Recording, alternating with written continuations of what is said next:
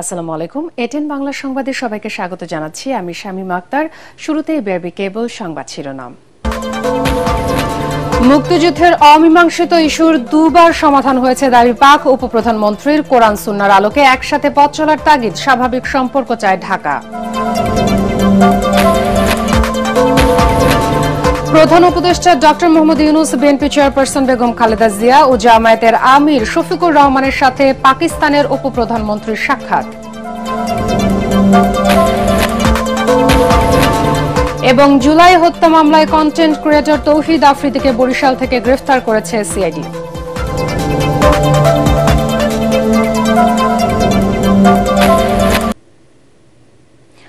শুনছিলেন বিআরবি কেবল সংবাদ শিরোনাম, এবার বিস্তারিত।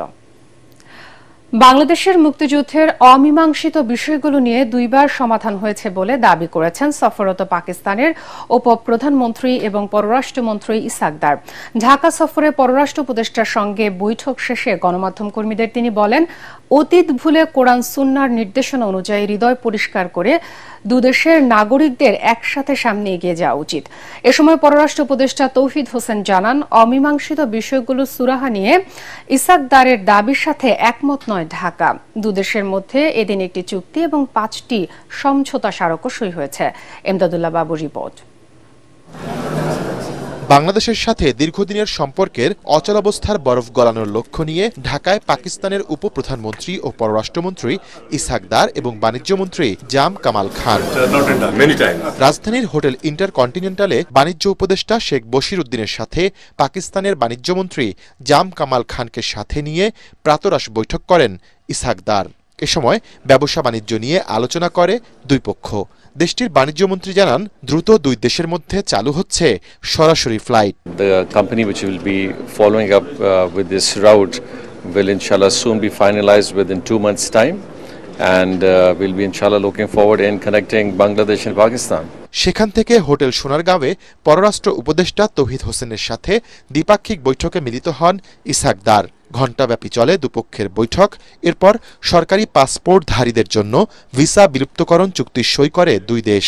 এছাড়া বাণিজ্য সংক্রান্ত যৌথ কর্মদল গঠন, বাসস পাকিস্তান প্রেস কর্পোরেশন সহযোগিতা, দুই দেশের ফরেন সার্ভিস একাডেমির মধ্যে প্রশিক্ষণ এবং সাংস্কৃতিক বিনিময় সহ 5টি সমঝোতা স্মারক সই করা হয়।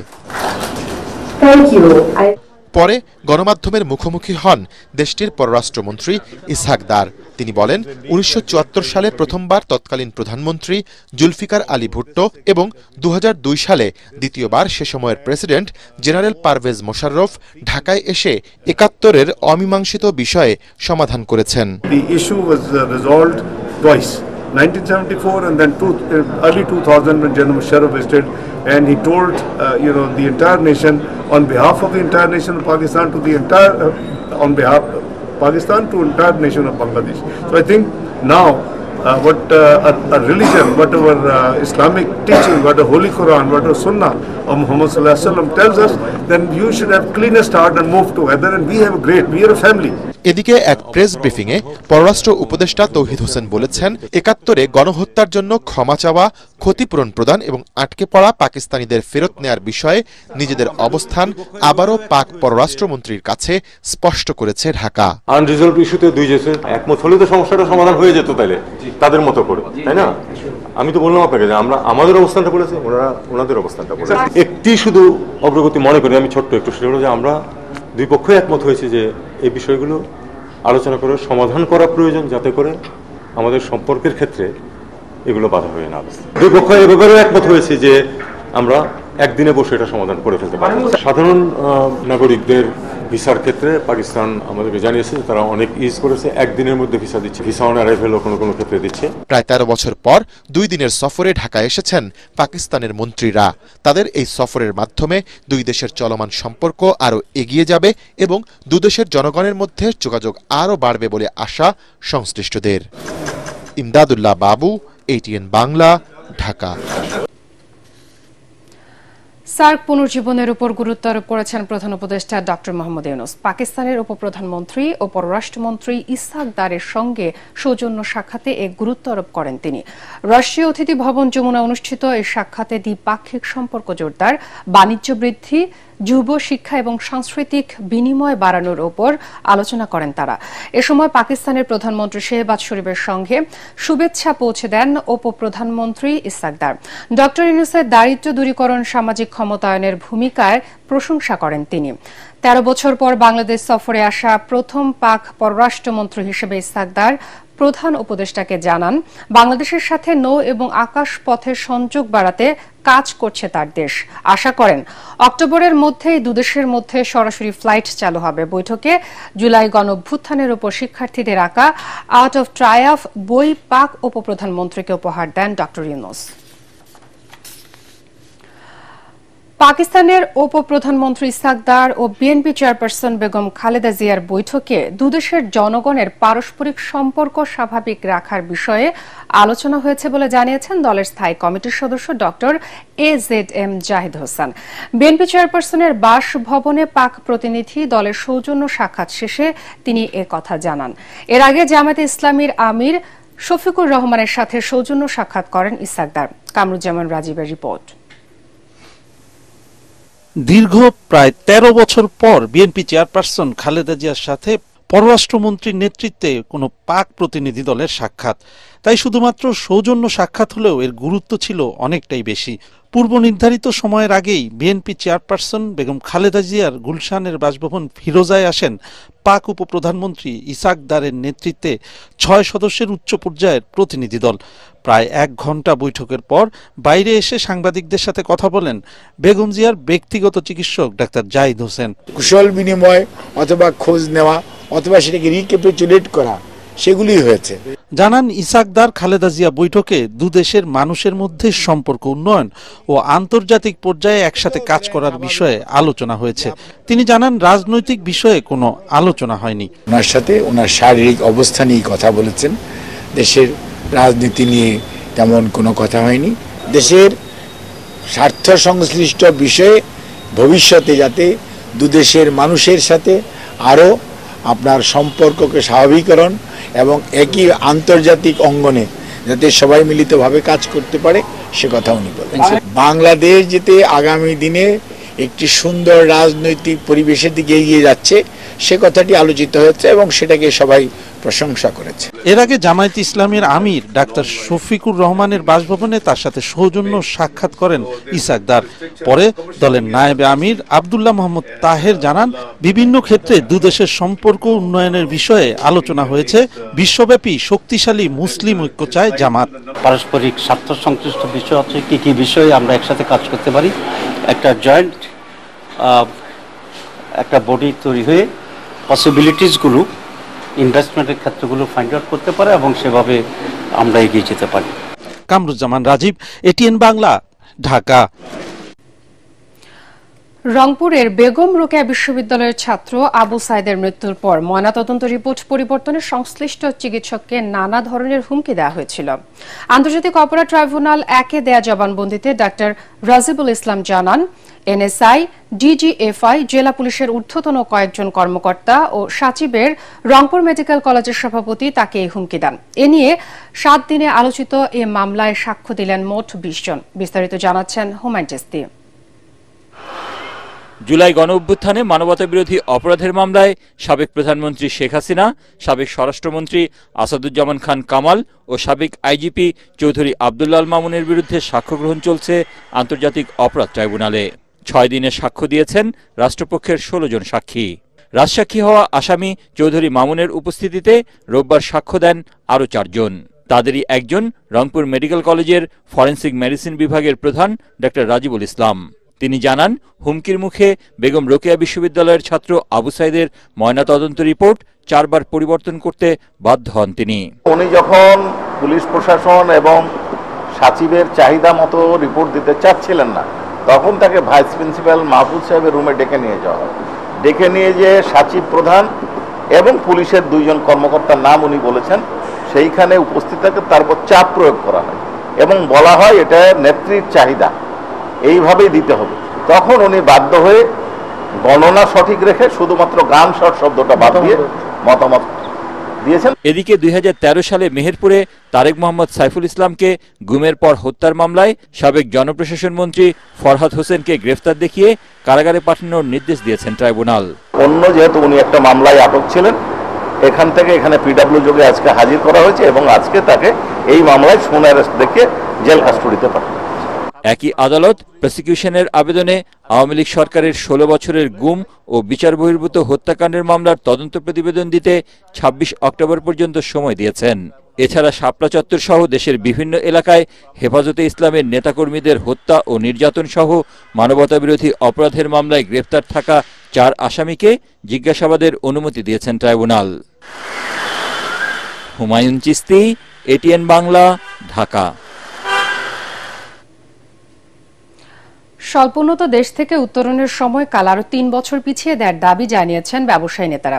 যথাযথ প্রস্তুতি ছাড়া এলডিসি থেকে উত্তরণ হলে দেশের জন্য আত্মঘাতী হবে বলে মনে করেন সিপিডির সম্মানীয় ফেলো অধ্যাপক ডক্টর মুস্তাফিজুর রহমান। অর্থনীতির বর্তমান পরিস্থিতি ও ভবিষ্যৎ পর্যালোচনা নিয়ে ঢাকা চেম্বারের সেমিনারে ডিসিসিআই সভাপতি অভিযোগ করেন এনবিআর এখন অর্থনীতির ক্যান্সার। রিপোর্ট শরফুল আলমের। করোনা পরবর্তী ক্ষতিগ্রস্ত অর্থনীতির সাথে বর্তমানে যুক্ত হয়েছে রাজনৈতিক অনিশ্চয়তা, যা 2026 সালে এলডিসি উত্তরণে আরও সংকট তৈরি করতে পারে বলে মনে করছেন ব্যবসায়ীরা। দেশের অর্থনীতির বর্তমান পরিস্থিতি ও ভবিষ্যৎ পর্যালোচনা নিয়ে ঢাকা চেম্বারের সেমিনারে উদ্যোক্তারা বলেন, টেকসই অর্থনীতির জন্য এলডিসি উত্তরণ পিছিয়ে দেওয়া প্রয়োজন। আমরা কতদিন আর ভিখারি থাকবো? আমরা সামনের দিকে এগিয়ে যাব। আমাদের নিজেদের দেশটা পুরো তো একেবারে পুরো ভিত্তিটাকে বেগেছিল অগস্ট 2024-এ, আর এখন কারেন্ট আমাদের ট্রাম্প প্রশাসনের যে গ্লোবাল আনসার্টেন ট্রেড ওয়ার চলছে, এটা কোথায় গিয়ে শেষ হবে আমরা কিন্তু জানি না। So we need to step back. আর 3টা বছর বাদেকে ডেফারেল করলে আমাদেরকে আরো প্রিপেয়ার করতে হবে। স্টেবিলিটি চাই, আমরা করাপশন মুক্ত একটা সমাজ চাই। দেশটাকে বাড়িয়ে নিতে চাইলে ট্যাক্স রেশিওর উপরে দিয়ে না, নাম্বার বাড়ান। আমাদের এনবিআর কে যদি ঠিক না করা যায়, আমরা তো মনে করি আমাদের ইকোনমির সবচেয়ে বড় ক্যান্সার এখনো কিন্তু এনবিআর দাঁড়িয়ে আছে। কোনো চেঞ্জ এনবিআর এ হয়নি, মূলত আরো বেশি বেড়ে গেছে এই সরকারের আমলে। ঋণ নির্ভর এডিবি দেশের অর্থনীতির জন্য বিপজ্জনক বলে মনে করছেন গবেষকরা। সেমিনারে তারা বলছেন, অর্থ পাচারই অর্থনীতির ধীরগতির অন্যতম মূল কারণ। তাই দেশ বাঁচাতে দুর্নীতি বন্ধে কার্যকর উদ্যোগ ও সমস্যা মোকাবেলায় রাজস্ব আয় বাড়ানোর তাগিদ দেন তারা। ডেফারমেন্টের এই ডিসকোর্সটা যাতে আমাদের প্রস্তুতিটাকে যাতে আমাদেরকে দৃষ্টিটা সরিয়ে না দেয়।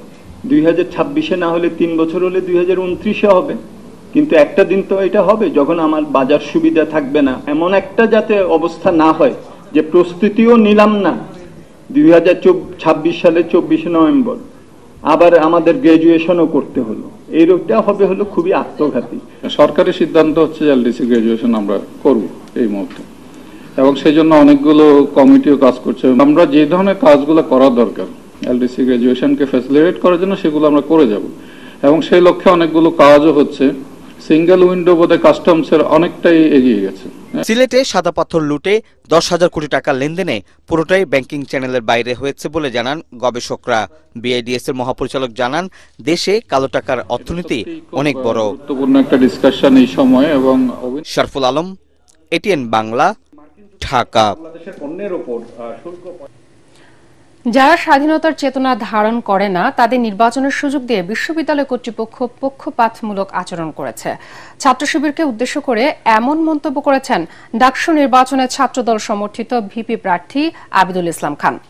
অন্যদিকে প্রার্থীদের সঙ্গে মত বিনিময়ে নির্বাচন কমিশনের বিরুদ্ধে পক্ষপাতমূলক আচরণের অভিযোগ তুলেছেন ছাত্র শিবির সমর্থিত প্যানেলের প্রার্থীরা। ভোটার উপস্থিতি বাড়াতে নির্বাচনের 1 সপ্তাহ আগে সব ধরনের পরীক্ষা সাময়িক স্থগিতের দাবি জানিয়েছেন বামপন্থী ছাত্রদের প্যানেল প্রতিরোধ পরিষদ। আরো জানাচ্ছেন মুশফিকুর রহমান। ডাকসু নির্বাচনের আচরণবিধি অনুযায়ী 26 আগস্টের আগে নির্বাচনী প্রচারণায় নিষেধাজ্ঞা রয়েছে, কিন্তু বিভিন্ন সভা ও কুশল বিনিময়ের ফাঁকেই চলছে প্রচার প্রচারণা। রোববার ঢাকা বিশ্ববিদ্যালয়ের বাণিজ্য অনুষদে শিক্ষার্থীদের সঙ্গে মতবিনিময় করেন ইসলামী ছাত্র শিবির সমর্থিত প্যানেলের প্রার্থী সাদিক কায়েম, SM ফরহাদ সহ অন্যান্য প্রার্থীরা। এ সময় নির্বাচন কমিশনের বিরুদ্ধে পক্ষপাতমূলক আচরণের অভিযোগ তোলেন তারা। আচরণবিধি লঙ্ঘনকারীদের বিরুদ্ধে দ্রুত ব্যবস্থা নেয়ার দাবি জানান তারা। যারা শিক্ষকরা আছে, হল প্রভোস্টরা, কিছু কিছু প্রভোস্ট তারা নির্বাচনকে বন্ধ করার জন্য, নির্বাচনকে বানচাল করার জন্য চেষ্টা করছেন বলে আমাদের কাছে মিডিয়ার মাধ্যমে আমাদের কাছে তথ্য এসেছে। তো এই ধরনের কাজ যারা করছেন আমরা অনুরোধ করবো, আপনার শিক্ষক হিসেবে আপনার আদর্শ থাকতে পারে, কিন্তু আমরা সবাই ছাত্র, আপনি এমন কোনো কাজ করবেন না যেটার মাধ্যমে ছাত্র এবং শিক্ষক প্রতিপক্ষ হিসেবে দাঁড়ায় যায় এবং কোনো একটি ছাত্র সংগঠনকে আপনারা স্পেশাল ফেভার দিচ্ছেন। দুপুরে মধুর ক্যান্টিনে সংবাদ সম্মেলন করেন বামপন্থী ছাত্রদের প্যানেলের প্রার্থীরা। ছাত্রলীগের সুবিধাভোগী ও বিভিন্ন সময়ে অরাজকতায় জড়িতদের প্রার্থিতা বাতিলের দাবি জানান তারা। ধর্ম নিয়ে এই ক্যাম্পাসে রাজনীতি যারা করতে চায়, ধর্মকে ব্যবহার করে আচরণবিধি লঙ্ঘনকে যারা চাপিয়ে যেতে চায়, তাদেরকে এই বিশ্ববিদ্যালয়ের শিক্ষার্থীরা ঘৃণা ভরে প্রত্যাখ্যান করবে। ডাকসু নির্বাচনকে কেন্দ্র করে বিভিন্নভাবে ছাত্র দলের প্যানেলকে হেনস্থা করা হচ্ছে বলে অভিযোগ করেন ছাত্রদল সমর্থিত প্রার্থী আবিদুল ইসলাম খান। ডাকসুর উদ্দেশ্য হচ্ছে স্বাধীনতা, মহান মুক্তিযুদ্ধ এবং স্বাধীনতা সংগ্রামের যে আইডিওলজি সেটাকে সমন্বিত রাখা। সেই স্বাধীনতা সংগ্রাম এবং স্বাধীনতার আইডিওলজিকে যারা ধারণ করে না তাদেরকে নির্বাচনী প্রক্রিয়ায় অংশগ্রহণ করানোর মধ্য দিয়ে প্রথমেই ঢাকা বিশ্ববিদ্যালয় প্রশাসন পক্ষপাতিত্ব করেছে। নির্বাচনের আচরণবিধি লঙ্ঘনকারীদের বিরুদ্ধে ব্যবস্থা নেওয়ার আশ্বাস দিয়েছেন চিফ রিটার্নিং কর্মকর্তা। আমরা লিখিত অভিযোগ আমরা খুব কম পেয়েছি। আমরা আজকে প্রথমবারের মতো 2টা লিখিত পেয়েছি।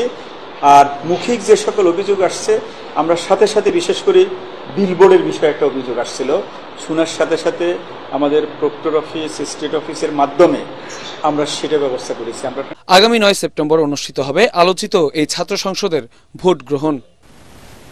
মুশফিকুর রহমান, ATN বাংলা, ঢাকা। জুলাই হত্যা মামলায় কন্টেন্ট ক্রিয়েটর তৌহিদ আফ্রিদিকে গ্রেফতার করেছে পুলিশের অপরাধ তদন্ত বিভাগ সিআইডি। বরিশালে বিশেষ অভিযান চালিয়ে তাকে গ্রেফতার করা হয়। পুলিশ বলছে তার বিরুদ্ধে জুলাই হত্যা মামলা ছিল। জানা গেছে তৌহিদ আফ্রিদি রাজধানীর যাত্রাবাড়ি থানার একটি হত্যা মামলার আসামি। গত বছরের 1 সেপ্টেম্বর রাজধানীর যাত্রাবাড়ি থানায় মামলাটি করেন জয়নাল আবেদিন নামে এক ব্যক্তি। মামলায় তৌহিদ আফ্রিদি এবং তার বাবা মাই টিভির মালিক নাসির উদ্দিন সাথী সহ 25 জনকে আসামি করা হয়। মামলার এজাহারে 11 নম্বর আসামি তৌহিদ আফ্রিদি। 2040 সালের মধ্যে নবায়নযোগ্য জ্বালানির লক্ষ্য পূরণে অনেকটা পিছিয়ে আছে সরকার। এমন বিনিয়োগ জটিলতা কমানো এবং সহজ নীতি কাঠামোর তাগিদ ব্যবসায়ীদের। এলডিসি থেকে উত্তরণ এবং নবায়নযোগ্য জ্বালানির সংকট এবং সম্ভাবনা নিয়ে বেসরকারি গবেষণা সংস্থা সিপিডির আলোচনা সভায় এ কথা বলেন বক্তারা। দেশে নবায়নযোগ্য জ্বালানির উন্নয়ন এবং বেসরকারি খাতে আস্থা ফেরাতে আইনি বাধ্যবাধকতা, বৈদেশিক অর্থায়ন এবং আঞ্চলিক বিদ্যুৎ বাণিজ্যের উপর গুরুত্ব দেওয়ার আহ্বান জানান সিপিডির গবেষণা পরিচালক Golam Moazzem. Renewable energy policy যেটা হয়েছে সেটার যেহেতু একটি টার্গেট সেট হয়েছে, এটিকে বেঞ্চমার্ক ধরে অন্য পলিসিগুলোর টার্গেটগুলোকে রিসেট করা যায় কিনা সেটি আমার মনে হয় যে তারা বিবেচনায় নেবেন, সেটি আমরা আশা করি। এবং যেটা আশা করব যে টেন্ডার প্রসেসটি যাতে দ্রুত শেষ হয় এবং অনেক উদ্যোগ আমরা শুনছি সরকার এটা করছেন, ওটা অনেক উদ্যোগ শুরু করছেন প্রাথমিক পর্যায়ে। আমরা আসলে এই মুহূর্তে আসলে রেজাল্ট দেখতে চাচ্ছি, অন্তত অন্তর্বর্তী সরকারের সময় কিছু রেজাল্ট আমরা দেখে যেতে চাই, যে অন্তত নির্বাচনের আগে এই সরকারের হাত দিয়ে রিনিউয়েবল এনার্জির কিছু ভিজিবল ইমপ্লিমেন্টেশন আমরা দেখতে চাই। এবার আন্তর্জাতিক সংবাদ।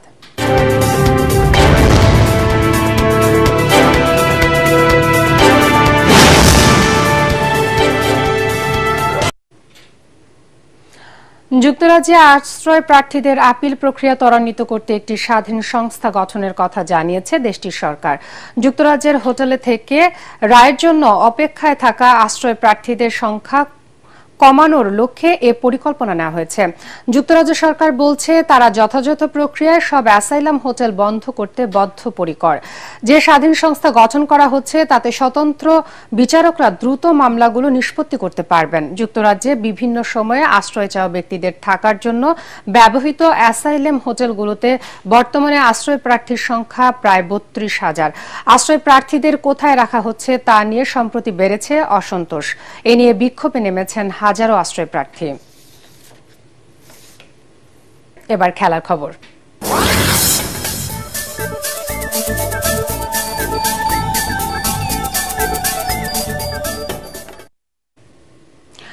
এশিয়া কাপের পর সংযুক্ত আরব আমিরাতে আফগানিস্তানের বিপক্ষে টি-20 ও ওয়ানডেতে সিরিজ খেলবে বাংলাদেশ। সূচি প্রকাশ করা হয়েছিল আগেই, এবার ভেন্যুর নাম প্রকাশ করেছে আফগানিস্তান ক্রিকেট বোর্ড এবিসি। আগামী 9 থেকে 28 সেপ্টেম্বর আরব আমিরাতে হবে টি-20 ফরম্যাটের এশিয়া কাপ। 2 থেকে 5 অক্টোবর পর্যন্ত 3 ম্যাচের টি-20 সিরিজ খেলবে বাংলাদেশ ও আফগানিস্তান। সবগুলো ম্যাচ হবে শারজায়। এরপর 8 থেকে 14 অক্টোবর পর্যন্ত হবে 3 ম্যাচের ওয়ানডে সিরিজ। সবগুলো ম্যাচই হবে আবুধাবিতে।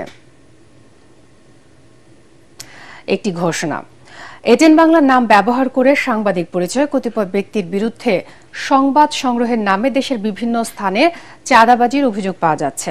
এ ধরনের চাঁদাবাজ ও ভুয়া নাম ব্যবহারকারীদের নিকটস্থ থানায় সোপর্দ করার জন্য অনুরোধ জানাচ্ছে এটিএন বাংলা কর্তৃপক্ষ। এছাড়াও প্রতিষ্ঠানটিতে সাংবাদিক ও জনবল নিয়োগের ভুয়া বিজ্ঞাপন দিয়ে একটি চক্র প্রতারণা করছে। বর্তমানে এটিএন বাংলার কোনো ধরনের নিয়োগ প্রক্রিয়া চলছে না।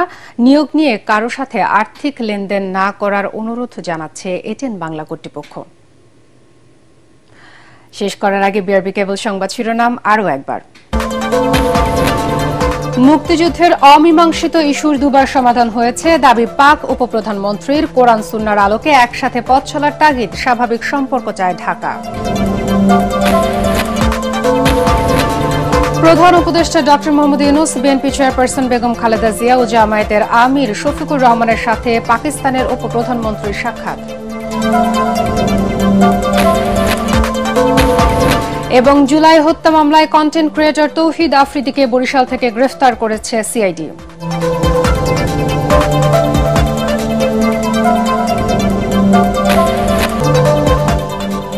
পরবর্তী সংবাদ দেখার আমন্ত্রণ জানিয়ে এখনকার মতো শেষ করছি। এটিএন বাংলা সংবাদ ইউটিউবে দেখতে ব্রাউজ করুন youtube/এটিএন বাংলা নিউজ। এতক্ষণ সাথে থাকার জন্য ধন্যবাদ সবাইকে।